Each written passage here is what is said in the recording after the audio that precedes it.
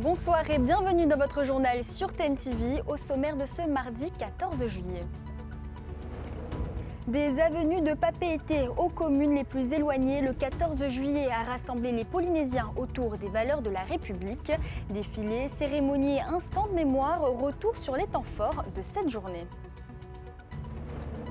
La fête nationale rappelle aussi une chose, la vie démocratique ne s'arrête jamais. Crise politique au Fénois, élections sénatoriales, changement climatique, autant de sujets qui rythment l'actualité. Pour en parler, nous recevons sur notre plateau Tevaro Fritsch, sénateur de la Polynésie française. Le Heiva, c'est aussi le Tuaro Maohi. Les courses de porteurs de fruits ont une nouvelle fois rassemblé de nombreux athlètes venus sur l'avenue Puvana Oopa. Parmi eux, Mahana, une vahinée originaire de Taha, le portrait d'une compétitrice déterminée dans notre édition.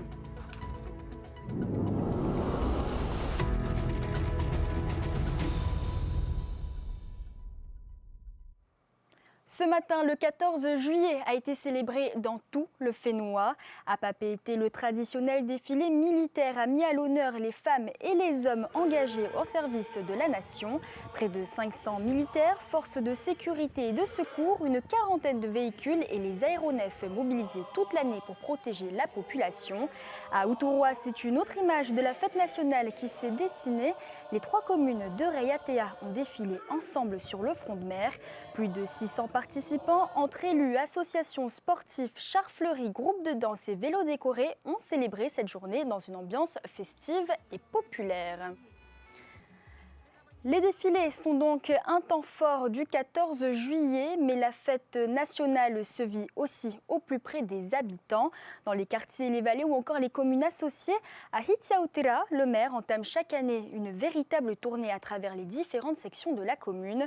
Une matinée marathon entre cérémonies, mémoires et rencontres avec les habitants. C'est un reportage de Tauhiti Tonyamusan.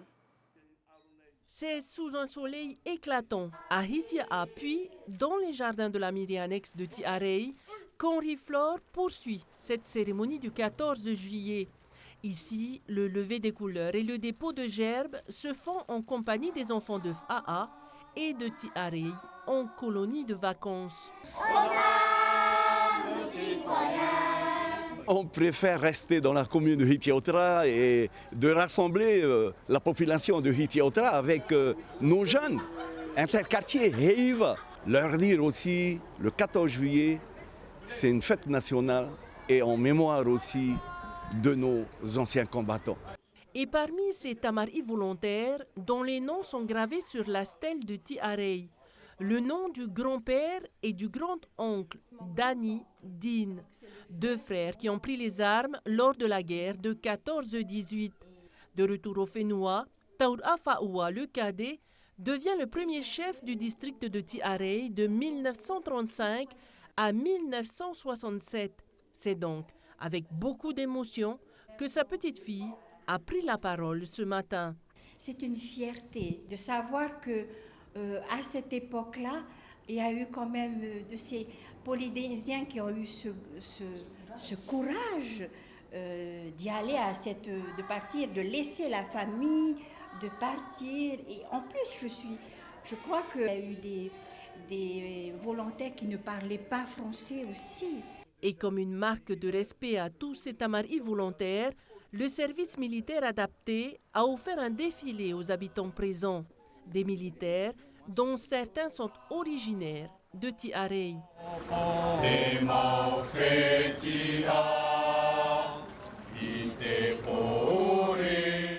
Ensuite, c'est devant la stèle de la mairie annexe de Papen'o, aux côtés de l'association des Matahiapo, que le maire continue cette grande messe annuelle, avant de terminer ce 14 juillet par le traditionnel défilé jusqu'au stade de Papen'o, entouré de tous les quartiers du Heiva Tuaro de Hitiautira, mais aussi des clubs de volley, de foot et de boxe, ainsi que des associations culturelles et des passionnés de 2 roues. Tandis que certains sont plus intéressés par le match de foot que le défilé. On doit être là pour le défilé, mais on ne veut pas rater France-Espagne. On veut que la France gagne, mais bon là c'est mal barré. Je pense que c'est à cause du 14 juillet. Si on n'avait pas joué en même temps, toute la France serait derrière eux l'équipe de France, on aurait gagné, sans aucun doute. Les cérémonies, le 14 juillet est aussi un moment qui rappelle les valeurs et les institutions de la République. C'est dans ce contexte que nous recevons ce soir sur notre plateau le sénateur de la Polynésie française Teva Rohfritsch. Teva Yorana. Bonsoir et bonne fête du 14 juillet à tout le monde. Alors tout d'abord, Teva, on le sait, on traverse une crise politique. Moetai Broderson qui n'a plus de majorité, exclu de son propre parti. Vous avez proposé une solution à ça, un gouvernement donc d'union territoriale associant autonomistes et indépendantistes. Mais Edouard Fritsch, qui était venu sur ce plateau, a balayé votre proposition, la qualifiant d'une vision parisienne et non polynésienne. Qu'est-ce que vous lui répondez ce soir ? Que je suis revenu à Tahiti et que je suis ravi d'être parmi nous, mais même quand je suis à Paris, mon cœur est au Fénois, évidemment. Ce que je constate, c'est comme tous les Polynésiens, nous ne sommes pas à l'Assemblée, je ne suis pas à l'Assemblée de Polynésie, et je constate qu'il y a déjà une alliance entre le Tavini historique et les autonomistes pour contrer Moetai Broderson. Donc cette solution que j'évoque vise simplement à dépasser les égos. J'ai aussi entendu parler d'égos dans l'intervention d'Edouard Fritsch. Dépassons tous les égos. Si c'est sauver le pays qui vraiment nous intéresse, c'est une des deux solutions, effectivement, de trouver les moyens d'une union territoriale. Il reste 2 ans avant les élections territoriales pour traiter les urgences dont on parle, dont ils ont parlé à l'Assemblée. Ou alors, si vraiment tout le monde fait le constat que c'est impossible, dans ce cas, effectivement, il faudrait trouver un moyen de redonner la parole aux électeurs. Mais en général, ceux qui appellent à la dissolution sont souvent déçus des résultats aussi. Donc, en tout cas, une chose est sûre, c'est que si on ne sort pas de cette crise, c'est le pays qui va s'enfoncer et on ne peut pas rester dans cette situation-là. Ça fait de longs mois que ça couve. Et je crois que si ce collectif 2 finit par passer au terme des 5 jours, ça sera la même chose pour le 3e, ça sera la même chose pour le budget à venir, et on n'a pas le luxe d'attendre encore. Et justement, en parlant de dissolution, on a donc certains élus comme le non-inscrit Nui Haolore qui accusent donc Moetai Broderson de vouloir se maintenir au pouvoir par tous les moyens, et l'appel donc à provoquer une dissolution de l'Assemblée pour retourner aux urnes. Est-ce que vous partagez son avis? Est-ce que Moetai Broderson s'accroche? De ma longue expérience au Fénois, dans les institutions du Fénois, je n'ai vu aucun président ne pas essayer de s'accrocher. À l'inverse, il est vrai qu'on est dans une situation de blocage. Alors, peut-être pas d'un point de vue formel, j'ai entendu aussi monsieur le haut-commissaire hier soir, mais néanmoins, force est de constater qu'aucune loi ne passe, aucune réforme fondamentale ne passe, et où cette union territoriale, encore une fois, pourrait progresser et prospérer, puisqu'aujourd'hui, le Tavini et les autonomistes s'entendent pour contrer. L'idée, c'est de s'entendre pour construire.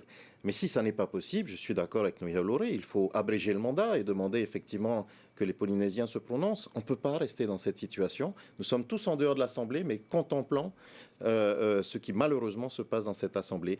Alors, qui s'accroche, qui ne s'accroche pas, je ne sais pas. Il faut sortir de cette crise. Il faut sortir aussi de ces commentaires, je crois. Alors, ce collectif budgétaire, ce n'est pas juste de la tuyauterie administrative. Selon l'exécutif, des centaines de projets et d'entreprises polynésiennes sont aujourd'hui suspendus à ce vote. En tant que sénateur, membre de la Commission des finances au Sénat, mesurez-vous le même risque économique que décrit Moetai Broderson? Il y a effectivement, on ne peut pas dire qu'en bloquant un texte budgétaire, il n'y a pas de blocage derrière, bien évidemment. Après, il faut aussi savoir qu'au travers d'un arrêté de répartition de crédits, le Conseil des ministres peut aussi déjà reventiler un certain nombre de crédits sans rentrer trop dans la technique. Il n'en demeure pas moins que ce collectif 2 est important, effectivement, pour redéployer les crédits, en particulier ceux qui n'ont pas été utilisés l'an passé, et viendra un collectif 3 pour les mesures nouvelles. Donc oui, chaque étape est importante. Mais je crois que la crise qui occupe aujourd'hui Tarahoe dépasse ce sujet du collectif 2, en fait. Il n'y a plus de majorité, aucune loi de pays n'est votée, plus rien ne sort de l'Assemblée. Donc je pense qu'à la fois, Moetai Broderson a raison de pointer du doigt, mais peut-être est-il aussi dans le jeu du président qui ne veut pas partir. Mais à l'inverse, il doit aussi reconnaître qu'il n'a plus de majorité pour gouverner. Et ça, c'est une réalité. On va s'intéresser à présent à votre actualité, Teva Rohfritsch. Donc, en tant que sénateur, le Tapura, votre ancienne famille politique, a choisi Edouard Fritsch pour faire équipe avec la sénatrice sortante Lana Tetuanui au sénatorial de septembre. Vous, en revanche, vous n'avez pas été retenu. Est-ce que vous allez faire cavalier seul ou quelle est votre opinion là-dessus? Bon, je regrette cette situation parce que depuis mon départ du Tapura, que j'avais cofondé avec Edouard Fritsch, l'eau avait coulé sous les ponts. On a fait le Hamuitato. On s'est tous rassemblés pour faire Eli Moerani Frebo, Nicole Sanker. Pascal Haïti a failli être élu aussi. J'ai fait campagne avec eux. J'ai fait campagne avec Edouard Fritsch à Pirée, mais aussi à Punavia, à Fa'a, à Papara, à Paea, partout où j'ai pu aider nos amis autonomistes. Donc, je suis un peu surpris que pour les sénatoriales, on suspende tout ça. Donc en fait, je fais le tour des Tavana aujourd'hui parce que c'est l'élection peut-être la plus politisée, en fait, la plus politique, cette élection sénatoriale. Ce sont les grands électeurs qui votent pour décider si je dépose ma candidature ou pas. J'ai très envie, moi, d'y aller parce que je pense avoir fait le job. 99% de nos engagements ont été tenus. On a modifié le statut. Je défends l'économie bleue, nos emplois à Paris, nos financements, le budget à la commission des finances, à la commission des lois. On a défendu la cause nucléaire. Je crois que le job a été fait et il faut choisir des sénateurs qui veulent vraiment siéger à Paris. Est-ce que vous soutiendrez Lana Tetuanui et Edouard Fritsch, par exemple? Si je présente ma candidature, je serai face à eux, bien évidemment. Mais je pense, si j'y vais, présenter ma propre candidature seule, avec une suppléante, bien entendu. Mais encore une fois, c'est un compliment, du coup, quand Edouard Fritsch me dit que c'est une vue parisienne, parce que je fais le job de sénateur à Paris, effectivement, même si mon cœur reste au Fénois. Alors, si vous devenez candidat, sur quel soutien compterez-vous pour être réélu ? Alors, celui des maires. C'est pour ça que je fais le tour aujourd'hui. J'ai encore beaucoup d'amis au Tapura, parce que la position d'Edouard Fritsch est un peu singulière au sein même du Tapura. En tout cas, c'est ce que je ressens dans les contacts que j'ai. Et je ne fais pas une campagne contre le Tapura. Je fais une campagne pour notre famille globalement polynésienne, autonomiste bien sûr majoritairement, mais pas uniquement. J'essaie de représenter tous les Polynésiens au Sénat. Je ne porte pas le projet d'indépendance du Tavini-Huiratira, mais sur beaucoup d'autres sujets, on peut aussi se mettre d'accord sur la protection sociale généralisée, sur la santé, la convention à développer, sur tout un tas d'urgences que j'évoquais tout à l'heure. Et vous, Teva Roufridge, donc vous soutenez aussi, donc vous protégez le climat. Et donc vous venez de publier un rapport sénatorial qui dénonce une France sans vrai plan clair sur le climat, qui oublie trop souvent les Outre-mer dans ses négociations internationales. Pourquoi les Outre-mer, pourquoi la Polynésie en particulier est touchée par ça et pourquoi c'est important pour vous ? Alors vous voyez, c'est une autre facette de mon action de sénateur. Je pense qu'elle est aussi un peu originale, c'est que j'ai essayé de porter des sujets nationaux pour qu'on ne vienne pas simplement avec nos demandes d'ici, mais qu'on vienne aussi démontrer que sur les grands sujets nationaux, voire internationaux, eh bien la Polynésie aussi a son mot à dire. Et donc j'ai commis ce rapport que j'ai présenté la semaine dernière, qui démontre effectivement qu'il faut redéfinir une doctrine, ce qu'on appelle une doctrine, une stratégie de diplomatie française, dans laquelle il faut intégrer nos Outre-mer, et en particulier la Polynésie, qui a la moitié de la ZE française, et qui subit de plein fouet les contre-coups du changement climatique. Donc je propose d'intégrer nos territoires ultramarins à ce qu'on appelle les COP, qui sont les négociations internationales annuelles, mieux les intégrer aux équipes diplomatiques, développer aussi des moyens financiers pour qu'on s'adapte dans nos îles. Il y a aujourd'hui des abris de survie qu'on finance sur les contrats de développement pour, en cas de submersion marine, que les populations soient à l'abri. Mais ça ne peut pas être les seules mesures d'adaptation. Et pour finir là-dessus, j'ai entendu qu'en 2015, quand la COP21 a été votée à Paris, ce qui a ému les grands de ce monde, et en particulier les sceptiques du climat, c'était de voir le Premier ministre de Tuvalu les pieds dans l'eau. Et j'ai rappelé à la France qu'il pourrait s'émouvoir de voir nos Tavana les pieds dans l'eau au Tuamotu, parce que 2/3 de nos atolls vont disparaître en 2100 si on reste sur les mêmes trajectoires. Ça aussi, c'est un combat de sénateur que je mène à Paris pour nous, pour que nous ayons des financements et que nous soyons intégrés à cette diplomatie internationale. Merci beaucoup, Teva Roufridge, d'avoir accepté notre invitation. Et je salue vraiment toute notre population. Des parcours donc engagés, eux aussi salués par la République. La promotion du 14 juillet de la Légion d'honneur distingue cette année plusieurs personnalités de la Polynésie. La première présidente de la Cour d'appel de Papeete, Gwenola Jolicose, est promue au grade d'officier de la Légion d'honneur. Yvette Temauri, ancienne présidente de la Chambre de l'Agriculture, Germaine Vanquin, ancienne présidente de l'association SOS Suicide, et Stéphanie Fayou, présidente fondatrice d'Innovation Outre-mer, sont quant à elles nommées au grade de chevalier. Les cérémonies officielles ont laissé place aux traditions. Sur l'avenue Puvana Oopa, les porteurs de fruits ont refermé les épreuves du Tu Aromaohi. Parmi les 91 athlètes engagés, une femme s'est particulièrement illustrée, Mahana, originaire de Taha. Le portrait d'une compétitrice aussi discrète que déterminée, Athéna Milcam, sur des images de Rarahu Mahachong.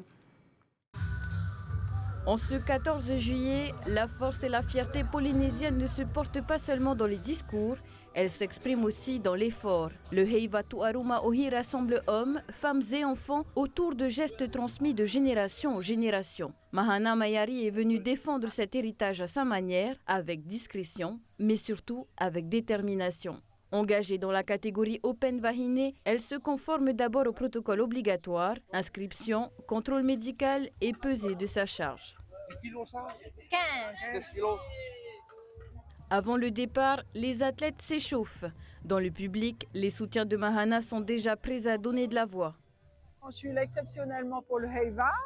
Et quand on a appris que Mahana courait là, eh ben, avec les copines, on est toutes là, on est le fan club. Mahana s'apprête à parcourir 800 mètres, une lourde charge sur les épaules, face à de nombreuses et sérieuses concurrentes. Sur la ligne de départ, elle ne le sait pas encore, mais aujourd'hui, la meilleure, ce sera elle.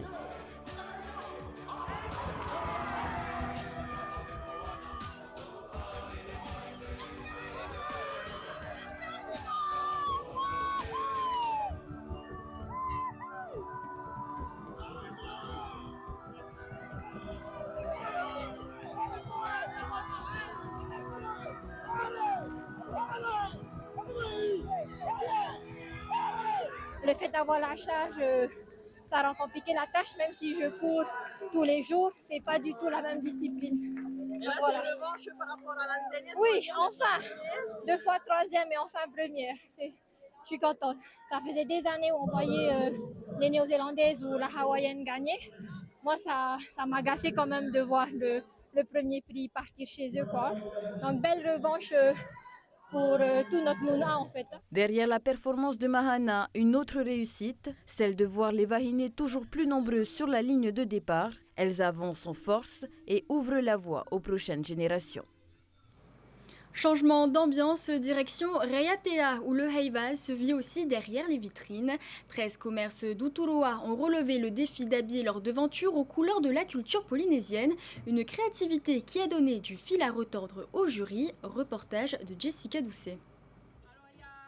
Le Heiva s'affiche en vitrine dans 13 commerces d'Uturoa, place à la créativité. Chaque participant devait proposer une décoration originale inspirée de la culture polynésienne.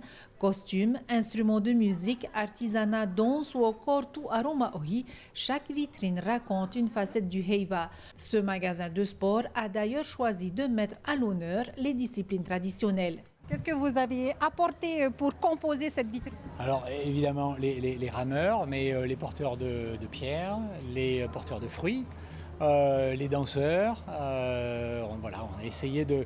on a le coco aussi à râper, voilà, pour tous les concours de Tuaro Mahoi. Et voilà, donc on a essayé de faire une petite vitrine sympa. Les membres du jury, composés d'élus, de commerçants et de représentants de l'administration, ont découvert des vitrines soignées, authentiques et parfois surprenantes. Au-delà de la compétition, l'objectif est aussi de célébrer la culture polynésienne et de faire vivre le centre-ville. Une opération qui n'avait plus été organisée depuis la crise de la Covid-19. Alors évidemment, on est sur le thème du Heiva, donc du coup, il faut respecter le thème avec des costumes, des instruments locaux, avec beaucoup de végétal évidemment, mais une touche surtout de créativité pour se différencier les uns des autres. Voilà. Et vous avez retrouvé tout ça Oui, tous les commerçants, même ceux dont on n'attendait pas la participation, ont quand même joué le jeu et bien comme il fallait. Donc j'espère qu'ils se reconnaîtront et bravo à tout le monde d'avoir participé. Et rendez-vous l'année prochaine surtout. Une initiative saluée par le maire de Uturoa qui y voit une belle façon d'embellir la ville tout en valorisant les commerces. C'est un début parce que nous attendons le grand projet justement de rénovation du centre-ville et le projet de la place Tamatoa pour embellir notre commune. C'est une bonne chose et j'espère que l'année prochaine il y en aura plus. Un choix très difficile parce que tout le monde est dans le thème et ça va être serré. Les résultats du concours seront dévoilés le 17 juillet. Avant de refermer ce journal, retour sur l'autre grand rendez-vous de ce 14 juillet. Après les cérémonies, le regard était tourné vers la demi-finale de la Coupe du Monde entre la France et l'Espagne. Une matinée d'espoir, de ferveur avant la déception. L'ambiance avec Léa Gugelman. Maillot bleu, drapeau tricolore peint sur les joues, les supporters avaient rendez-vous pour vivre la finale de la Coupe du Monde 2026. Un match très attendu, suivi avec passion dans une ambiance électrique. Le football, la vie. Et allez les bleus, allez les bleus. Ouais, c'est tendu là, la première mi-temps c'est chaud, on se prend un penalty, donc ouais, ça c'est tendu. C'est jour férié aussi, c'est le moment de passer un bon moment avec les copains. C'est vraiment le seul moment où on a pour profiter avec toutes les personnes qu'on connaît pas et qu'on connaît avec les amis. Donc on est là pour ça aussi. Il y a eu du monde très tôt, en fait nous on est arrivé, moi je suis arrivé 1 heure avant, il y avait déjà du monde et tout, donc ouais il y a un gros engouement. Le public est au rendez-vous, l'équipe de France c'est un peu moins, mais bon on espère pour la deuxième mi-temps que ça va plus sur un but ou quelque chose. Mais l'ambiance est bonne, il y a du monde, c'est cool. Pendant toute la rencontre, chaque ballon est applaudi, chaque occasion fait monter la tension. Face aux supporters français, quelques Espagnols étaient aussi présents pour défendre les couleurs de leur sélection. On se sent un peu en minorité, mais c'est trop difficile. L'ambiance il est cool quand même. Au coup de sifflet final, la déception était palpable dans le camp français. Mais au-delà du résultat, cette demi-finale aura une nouvelle fois montré que le football est bien plus qu'un sport. C'est un moment de ferveur, de célébration et surtout de partage. C'est ainsi que s'achève ce journal. Merci de votre fidélité. Je vous souhaite une excellente soirée sur TNTV. On se retrouve demain à la même heure pour une nouvelle édition de l'actualité. D'ici là, on se quitte sur ces images du Heiva avec le groupe Temaeva dans la catégorie Huratou.